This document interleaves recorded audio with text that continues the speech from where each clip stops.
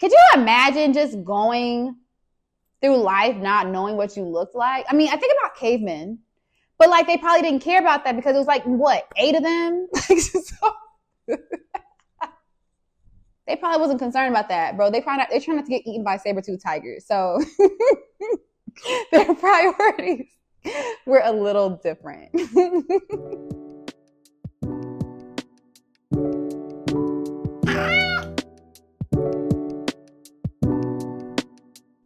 Hi, hello, and welcome to the Cozy Little Book Club. I'm your host, Taylor. Thanks for joining. So today's book is interesting simply because shortly after I began it, I realized that I am definitely not the target audience for this story. And that's on me. So a little bit of background on how I came up with our book for this week is I had bought this book from Thrift Books maybe a year or two ago. And one of my New Year's goals for this year was to stop buying books and to read more of the books that I already own. This year, we're actively trying to fight against consumerism, people. At least I am, and I hope that you'll join me. And one way to join is to utilize your local library. And with the library card, all your possibilities open up. So I got this book a year or two ago, and the premise of it originally was very interesting to me.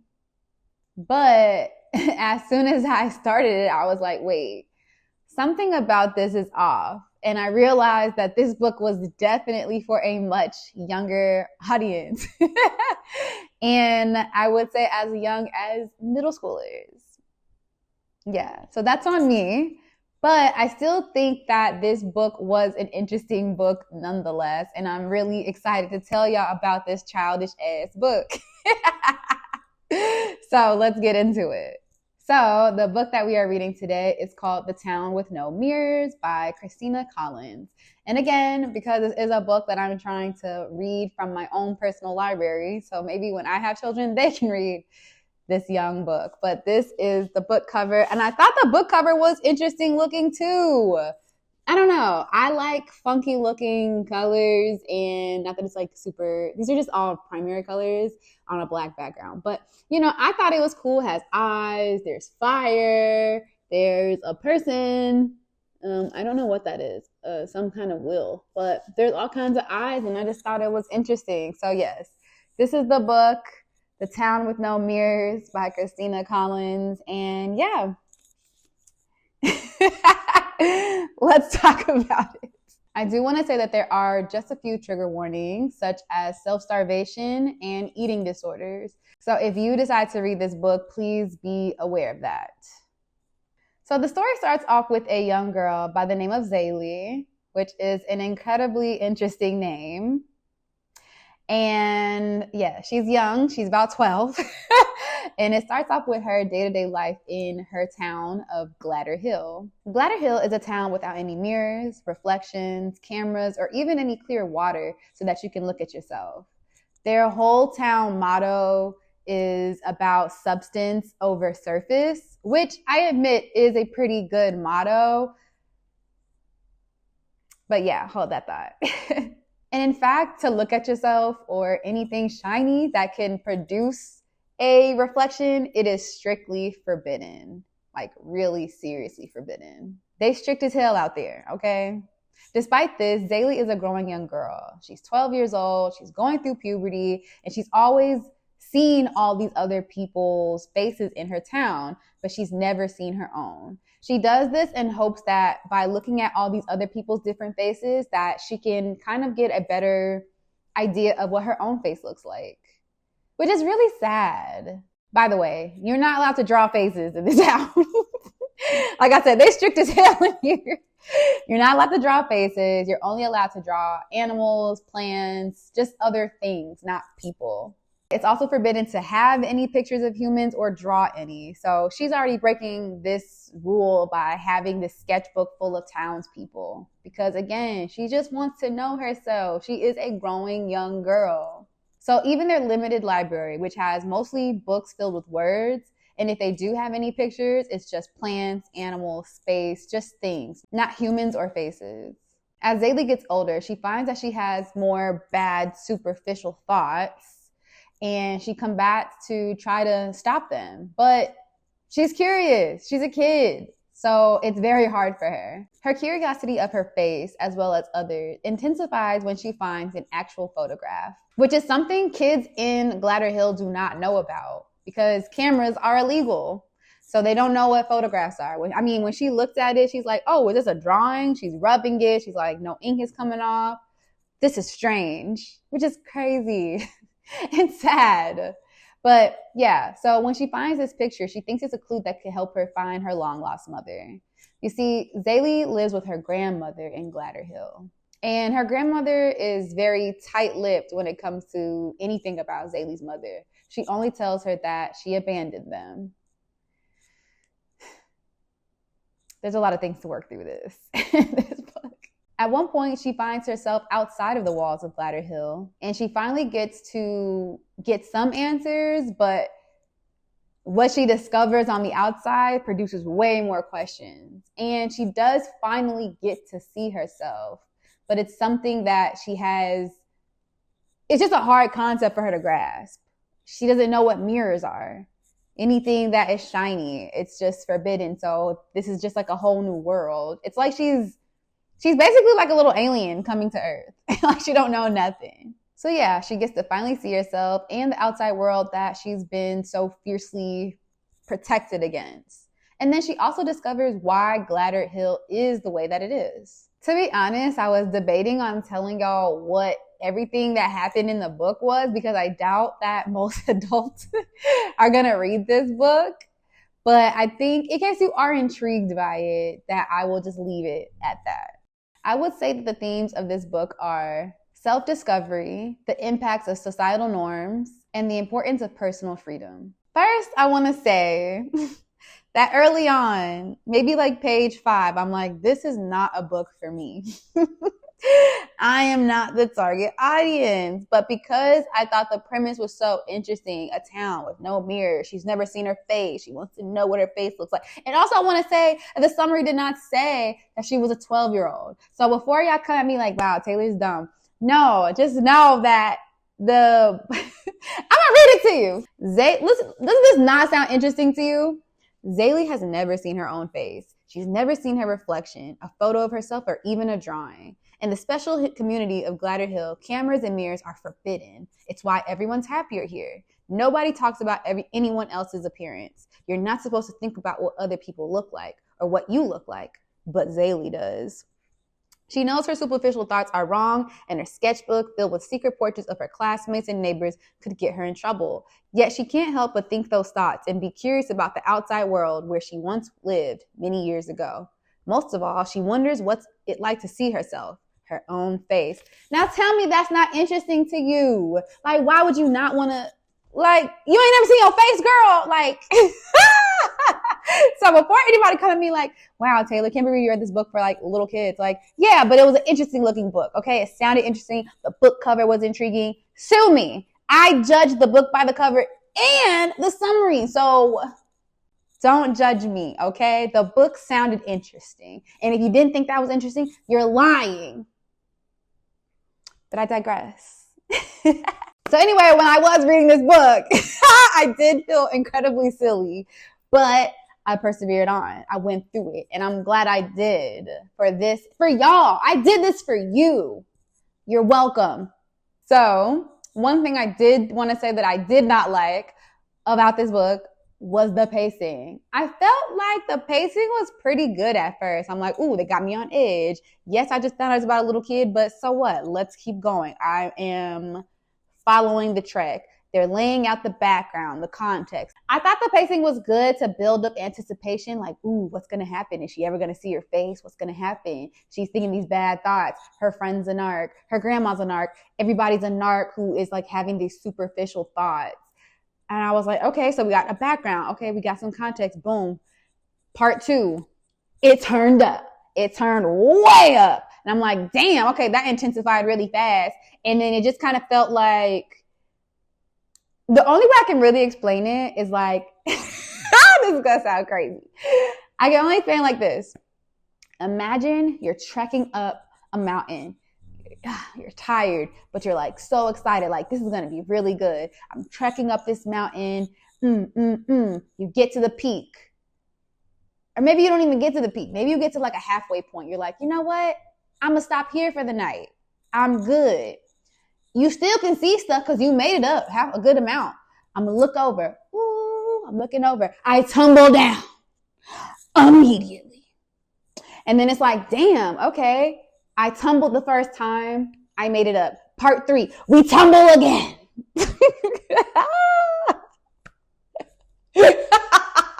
We keep tumbling. And then it's bam, you're dead.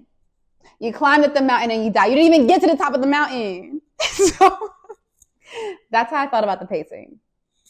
It was like, oh, we turned up. And then it was like, oh, okay, we are up here. How much higher can we go? Up here! And then bam! So it was a little intense. So yeah, it just turned the hell up. Then the second part, you're like, oh, I'm excited. She gonna see who she look like. We're gonna see her, because all this whole time, all Zaylee got to look at is, I'm just touching my face. I don't know what I look like. I'm just touching my face. I noticed today I have a pimple. She don't even know what a pimple is. It's just like, what's a red dot? I see the red dots on other people's faces, and now it's gone. Like, I just know all these parts of my face, these crevices, and my eye sockets. It's just, could you imagine just going through life not knowing what you looked like? I mean, I think about cavemen, but like, they probably didn't care about that because it was like, what, 8 of them? Why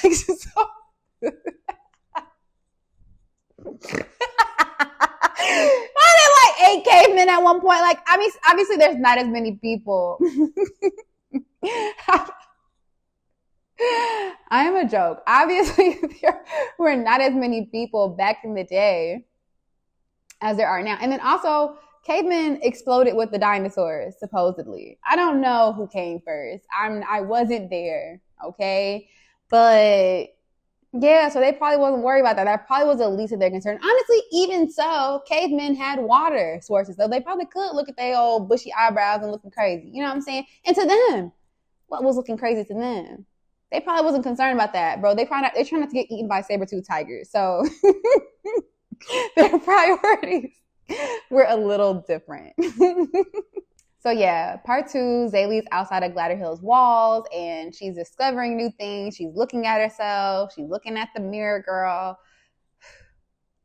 All these things. Then part 3, it just turns up even more. And I'm like, well, how much higher can it go?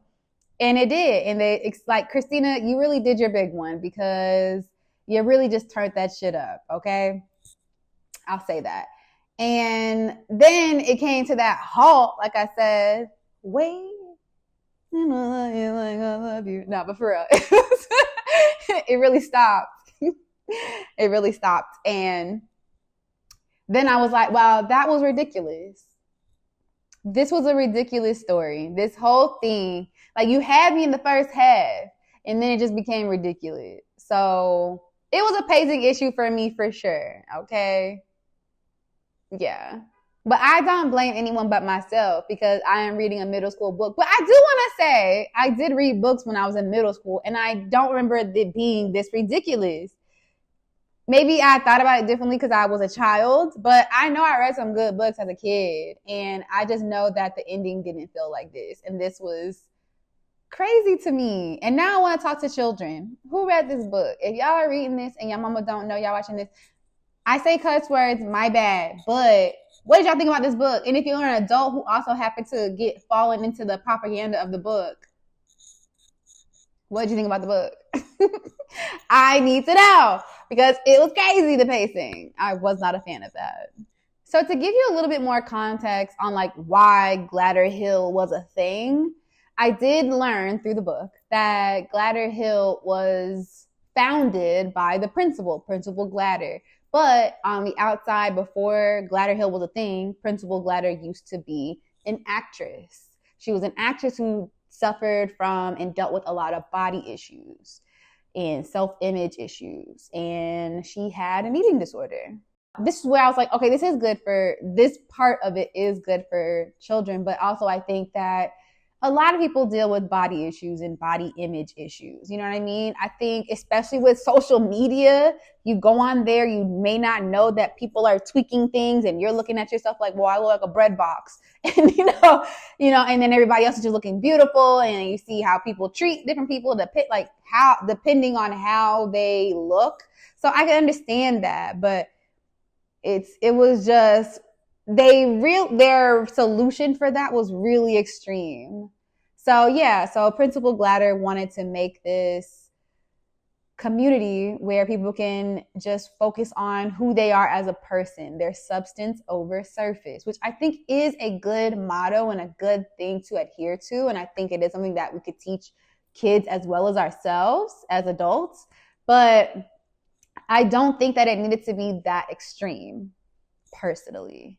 And then I think, okay, so one thing I didn't mention is that in order to be at Glatter Hill, there are some rules, right? So Principal Glatter invited certain families in. So you couldn't be over the age of 4 as a child to be there, and you had to be over the age of 25 as an adult to be there. It was for people who wanted their kids to grow up, not thinking superficially. And it was for adults who were okay with, if they didn't want to see their reflection, maybe they weren't pleased with themselves, they can come here and just live their life as it is. So it was an interesting concept. And I think, again, the thinking was kind of there, but the execution was terrible. So at age 4, these kids are learning, not to talk about each other's looks unless it's for a medical emergency. Honestly, in the beginning of the book, Zaylee has a bloody nose. She only knows about her bloody nose because her classmate was like, hey, your nose is bloody, but he can't really look at her in the eye. He's not trying to stare at her. And it's just crazy. It's like, ooh, you got a bloody nose. It's intense. And then she's talking about one of her teachers who had spinach in his teeth all day. You can't even tell your teacher that you got spinach in your teeth because now you're looking at him in a vanity way, in a vain way. And it's just, that just is silly to me because I just feel like it's way more negative than positive, because you're teaching people that you can't have any kind of semblance of your look. You can't have anything to take pride in your look. And I think a lot of people get confidence from that. Even if you feel ugly, I'm unattractive, but when you put that shit on and you feel like you're clean and you're not looking crusty, you're going to feel good about yourself. And I think it's just good to know yourself. I'm just sitting here touching my face. I would like to know what my face looks like, but could you even imagine, truly, could you imagine what life would be like without any mirrors? You have nothing to go on but I think in some ways that's beautiful, because what is the beauty standard? If I've never seen myself and people are telling me, oh, you're beautiful or you're ugly, how I'm gonna know? How I'm gonna know what's beautiful? But I guess that kind of goes to your own definition of that, beauty's in the eye of the beholder kind of thing. So, and beauty is subjective anyway. So it just, I don't know. I feel like this town was much more harmful than not. And then because these were the first batch of kids, so Zaylee had been there from 4 years old to 12, they're just in this society up until they're 18, and then they just get released to the wild. That is incredibly harmful. When she was out in the real world, she's like, there's a mirror monster following me, because they told them that bullshit. They told them that, oh, if you look at the mirror's going to snatch you up, which is crazy. It's so mean and so devious for adults to tell kids stuff like that. And then they just believe it, because you're often taught a lot of times not to question authority. But I tell you, children and adults, question authority. Everything has perspective, background, context. You should always be asking questions. You should always be curious. And then to act like teenagers are not going to be curious, because Principal Glatter was a teenager at one point. So the whole thing was just, what are we doing? What are we doing? Ultimately. And then it just produces a bunch of narcs. Her old best friend was going to snitch on her because she was like, oh, you have really pretty hair. And she's like, pretty? You're not allowed to use words like beautiful, cute, handsome, ugly, chubby. You can't use those words. They're forbidden words. So it's just a lot of layers of just that don't make sense and it's not sustainable. And then I feel like, again, people are looking at Zaylee when she's out in the real world like, who is this girl? Why is she trying to steal my phone? Because she thinks it's a mini mirror. She's looking in the water very deeply because she don't know what reflections are. It's just holding them back more than anything. So it was, I get it. We want to work on body image and not feeling like all I am is just what I look like. And I think that's great. But I think in reality and in execution, that just wasn't the way to go about it. And then to punish people, old and young, for having thoughts and curiosity about what things look like, and just even if not even about other people, like maybe I don't want to make a judgment about other people. I just want to see my face. It's been on my face. I've had this face for many years. I don't know what I look like as a baby, a child, a teenager. I don't know any of that. Like, I would want to know that as well. That's just me. And I feel like obviously that was Zaylee. I just think that was incredibly harmful. But they were just strict as hell in this neighborhood, in this town. Like, one of their neighbors, also because it's so small, everybody knows everybody. So if you snitch on one person and they ain't got nothing else to do because they're playing old Uno games and they're playing, like, this town is boring. It's not a lot going on here. In this town, they found out that one of the neighbors had a stainless steel spoon and they evicted him from the community because he can see his reflection and it was forbidden. And I'm just like, damn, y'all really ain't got nothing else to do? My man can't look at himself, check and make sure he ain't got spinach in his teeth? Oh my God. Like, they ransacked his house and they was like, yeah, you getting up out of here. You can't abide by the rules. Get up out of here. Get him out of here. Yeah. So that was intense. I was just like, wait a second. That's ridiculous. I found myself saying ridiculous out loud and in my head a lot while reading this book. Because it was. So again, back to growing up as a kid in this super strict society and community. It's just not fair because y'all old people, we didn't have a choice to move here and y'all grew up looking at how y'all looked your whole lives. And now I'm just out here. Oh, and another thing they was doing to the kids so that they can kind of make them little like uniform. I think everybody in the community, not just the kids, everybody had a buzz cut. So you can't have beautiful long hair. You can't dye your hair. You can't have short hair. You can't do anything. You can only have a buzz cut. And that's just that. And so every few weeks at the school, they get a little trim. Ooh, it's cold in here. My head is can't wear hats other than visors. And then the other thing they did, the principal, she really took the time to make sure that there were no reflections. She made sure that she picked the hottest place so that there were no water reservoirs and no puddles and no creeks or nothing so that they can have reflections. She made sure that she built this town in the hottest place. So you just sweltering. You can't open the windows because you want to keep the air conditioning in. Like, this lady was really thinking ahead, but all of that for what? Just because you had an eating disorder? Like, I'm not trying to downplay her eating disorder. Like, that's a serious thing. And I hope that anybody struggling with that can get the help that they need. But what a drastic solution. And then Zaylee's grandmother's reasoning for moving her and Zaylee there was because, well, your mama had an eating disorder and I don't ever want to see myself age. Like, how depressing. And I'm just like, it's a blessing to be able to get older, okay? Not everybody gets to do it. You might not like what you look in the mirror, but like, that's just what it is, okay? I don't know. You're still going to look the way you look, whether you're looking at it or not. So it just seems pointless. So this was silly.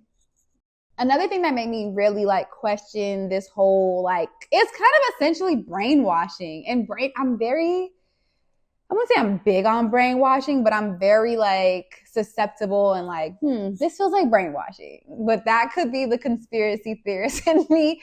But I'm like, you're telling these kids that, yeah, there's America, but they're not learning about other countries. They're not learning about different languages. And then I'm thinking, when I'm hearing these things where she's like, when she was outside in the real world, she talked to this little girl and she's like, yeah, there's billions of people in the world. She's like, billions? She's like, what? Billions?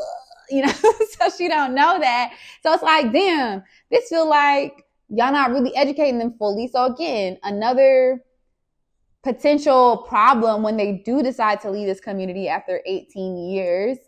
And then it made me think, are there any other people of color there? Because like, even though you can't say it out loud, you might be thinking like, how come your skin looks darker than mine? How come your hair is a little bit finer than mine? How come your facial structure is the way that it is? Even though it's okay to ask these questions in a polite way, but I'm just saying like, it just was silly because people are curious in general, but especially kids.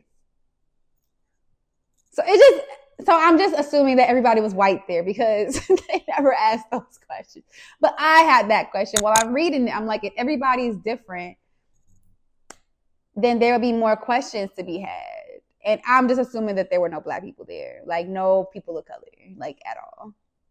And so again, I thought about the mental struggles and hurdles that these kids will have if they did decide to leave Bladder Hill. They were in the process of building a college there. And I'm like, damn, like, because the oldest kids there were Zaylee's group. So these are the oldest kids in the neighborhood. They're 12 years old. They weren't accepting any kids that were over 4 years old. And so because they already have these senses of self and like perception of what they look like and things like that. But it was just, I don't know. I just feel like this community was not that beneficial. Like, I think that they had I don't even know if it was a good intention, but they had an intention and it felt harmful. So yeah, that was interesting. Again, choices were made and it wasn't just one person's choice. It was a whole community's choice, parents and children. Well, I'm not gonna say the kids. Parents and adults. It was very interesting. Choices were made. So yeah, given everything that I said, I would like to say that this book has been both interesting and weird. I will give it a solid 3 out of 5 golden bookmarks. And that's purely because, again, this is me judging a children's book. But I feel like even if a kid were to read this, they would have questions as well. Maybe I'm just tapping into my inner child because my inner child's like, wait, what?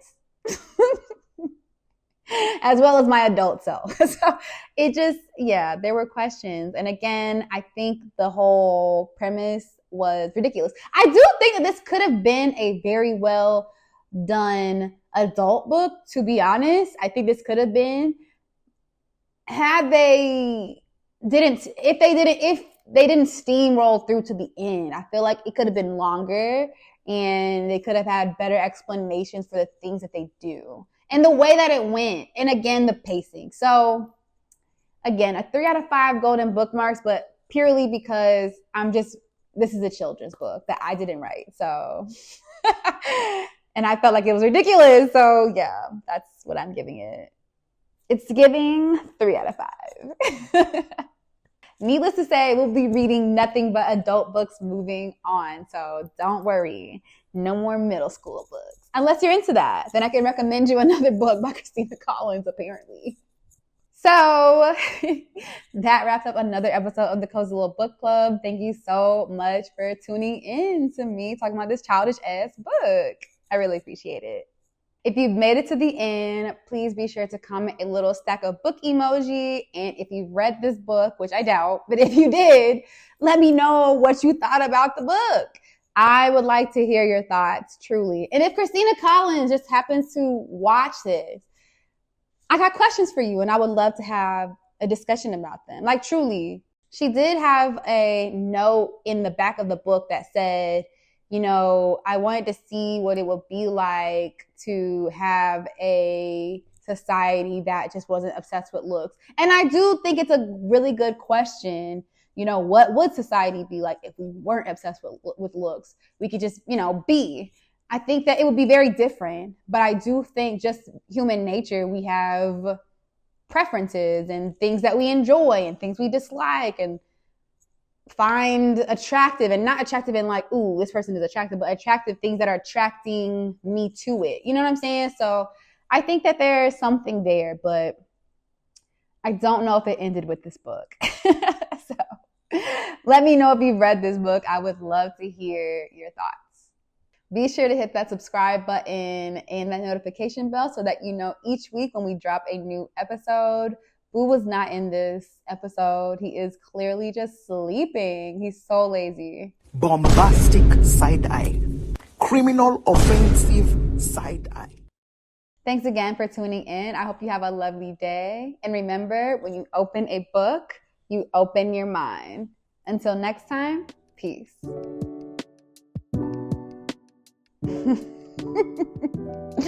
I can't believe I read a book for a 12-year-old. It's not the lowest of my lows. This year has been already rough. I need to go before the freaking sun goes down. Okay, let's do it. This is such an ugly placement. Let's see.